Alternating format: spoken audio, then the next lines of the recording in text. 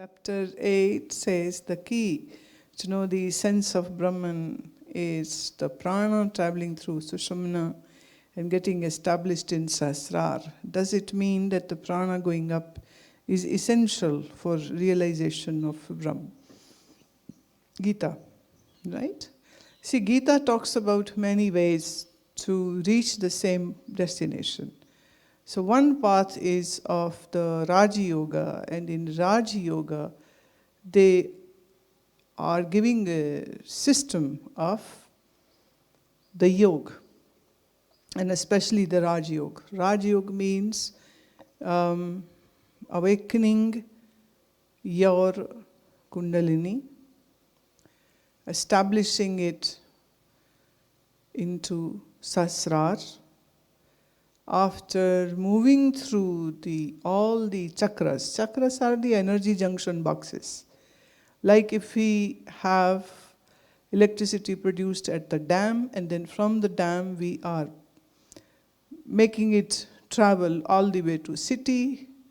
So from city powerhouse, then through the wires traveling to your area, then from area to your house. In between there are the junction boxes. The powerhouse where the controls are, then the local controls are, then the meter in your house which has again the control. So all these energy boxes, or should we say the chakras, in your pranic body are holding these energy centers. So beginning from Muladhara to Swadhisthana to Manipurak to Anahat to Vishuddha to Agya, then finally to the Sahasrara. So that process is one process, but that doesn't mean that it is the only process, number one. Because everybody has a different kind of mindset and everybody has a different kind of likings to a particular sadhana. So the path of yoga is one way, and in this it is all about establishing your pranic shakti and experiencing the samadhi. Now, samadhi of yoga is different from the jnana samadhi. Samadhi is not just of one type. There can be a samadhi in path of devotion, bhakti. There can be samadhi in the path of hatha yoga. There can be samadhi in the path of jnana. And there can be a samadhi which is called jad. Jad means inert samadhi. Useless. See, at the moment the ignorance, agyan, the Sanskrit word is agyan. The agyan is sitting in your intellect. And if we submerge this intellect into samadhi, then it is like you are submerging your ajnana too in that state where the intellect goes into total silence, unperturbed, undisturbed. But then how will the ajnana be removed if the intellect is not present? Got it? So the samadhi is actually part of the preparation. No doubt, the Nirvikalpa Samadhi is going to give a boundless bliss to the practitioner. But no samadhi is going to stay for eternity. Whether it is a yoga samadhi or a bhakti samadhi or a jnana samadhi, any samadhi which will happen will stay for some time, give you great experience, and then it will go away. So that point has to be understood very clearly. If somebody is, say, stuck with the state of deep sleep and wonders that why can't I be always in deep sleep? Why do I have to get up and go through this mess of waking state is an impractical thing to ask for. So the waking state, dream state, deep sleep state, in Sanskrit we call it Jagrat, that's a waking state. Swapna, the dream state. Sushupti, the deep sleep state.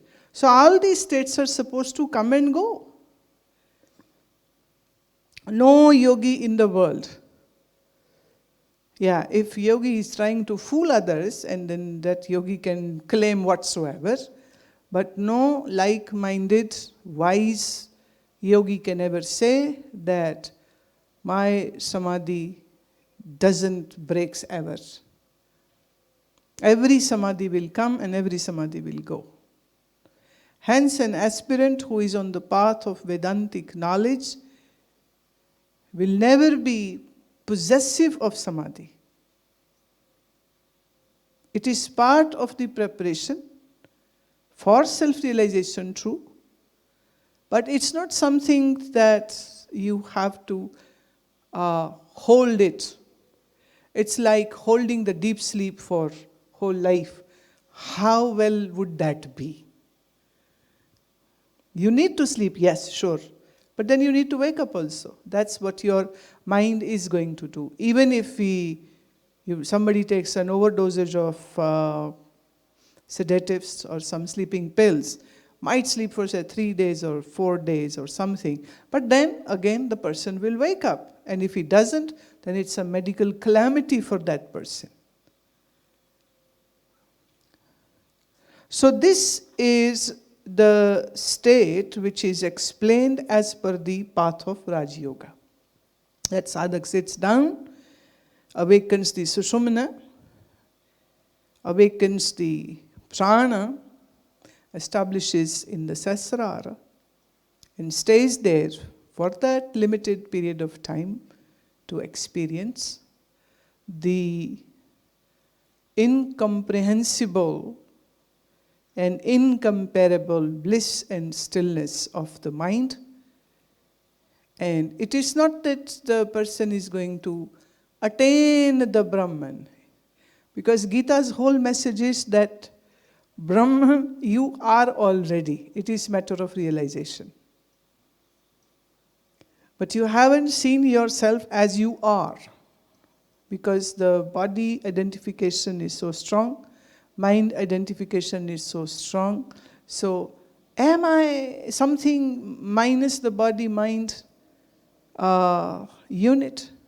Samadhi gives you that experience, that yes, you are. When the mind is not functioning, then the intellect is not functioning.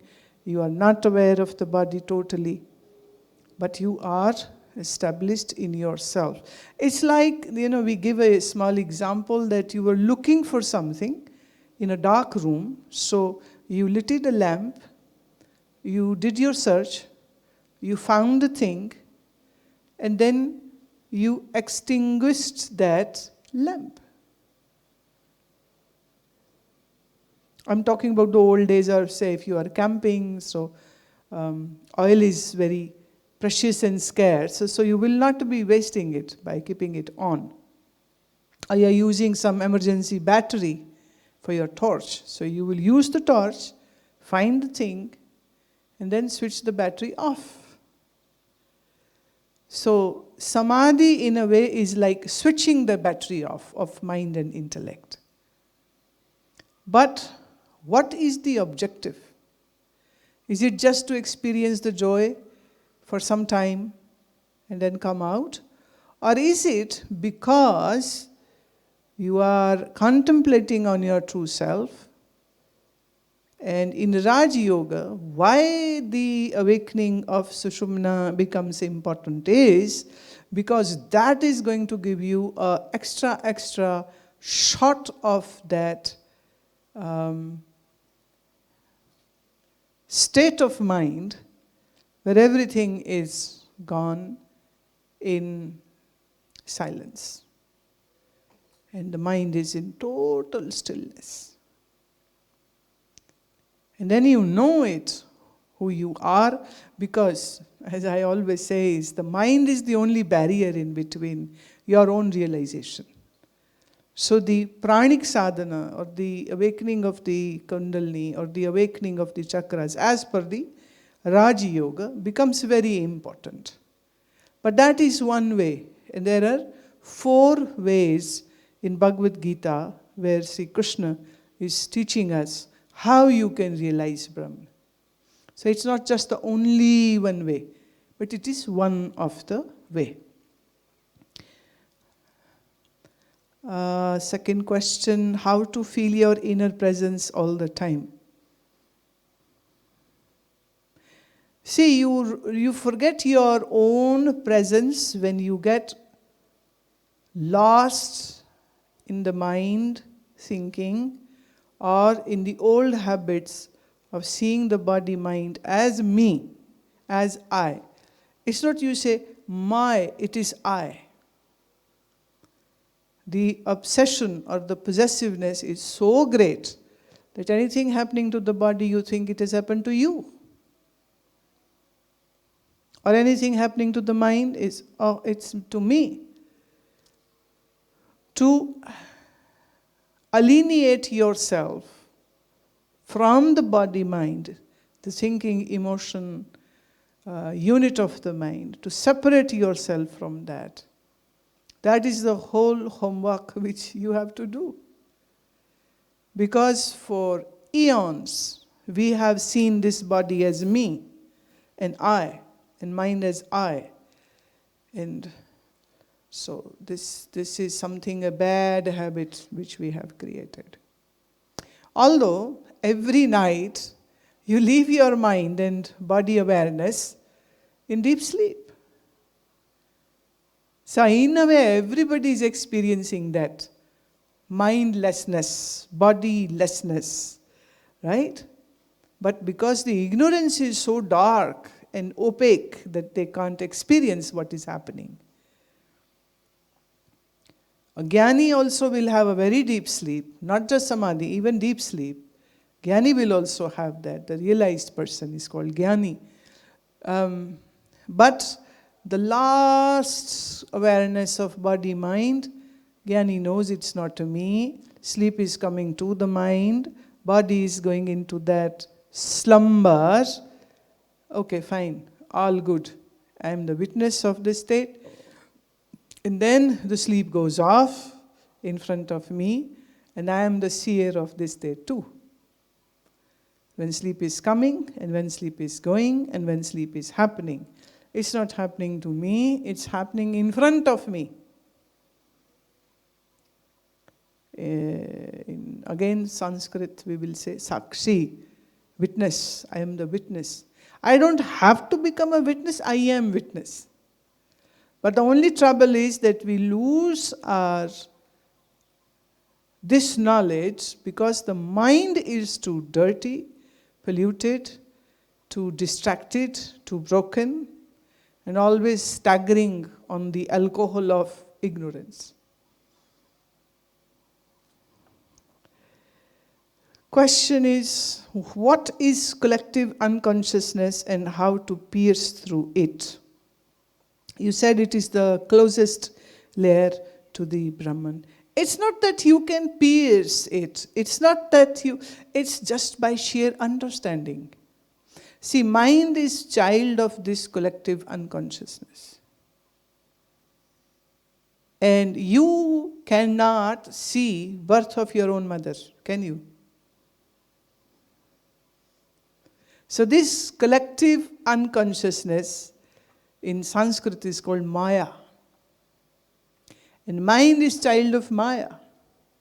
So how will this baby mind see the birth of mother Maya? But it's through the wisdom alone that this understanding dawns upon. So there is exactly not a clear-cut way which I would say, okay, this is how you will remove it. It's like, can you hold your own wrist with the same hand? No. We can see the wrists. We can hold other wrists with that hand, meaning with the right hand we cannot hold the right wrist. but we can hold the left wrist. Right? So there are certain limitations to this mind. And this mind which we have is really stupid.